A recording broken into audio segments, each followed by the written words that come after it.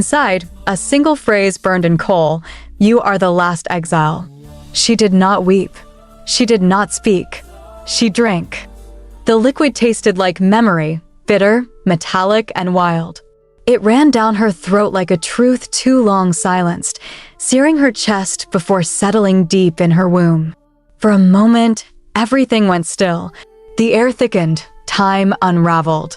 She felt the threads of every life she had ever lived tightening around her spine. She gasped, not from fear, but from recognition. Her eyes rolled back as visions pierced her, a circle of women chanting under moonlight, red fabric tied to trees, bones buried under hearthstones, and a language older than words rising from their mouths like birds made of smoke. She saw her own face in all of them: a healer drowned in a well, a midwife whipped in a public square, a girl locked in a convent for bleeding too early. Her body convulsed, not in agony, but in release. Her skin rippled with the weight of return. She was not just remembering, she was being remembered, called back by the very ancestors they tried to erase. The drink had opened the archive of her soul, and from that sacred library, the pages turned. She was no longer afraid of being called a witch. She was terrified of forgetting she ever was.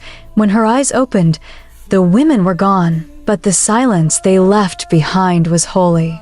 She was kneeling now, hands stained from the vessel, heartbeat echoing like a drum against the old church walls. She stood slowly, but taller, different. She didn't rush. Sacred return is not a sprint. She walked to the doorway and paused. Outside, the forest waited. It did not threaten. It beckoned. She stepped out, barefoot, carrying nothing but her name, her voice, and a tiny coal of rage turned sacred inside her.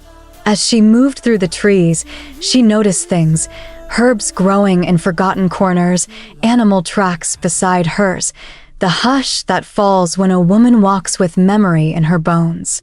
She reached a clearing and saw it, an old stone circle, half buried, moss-covered.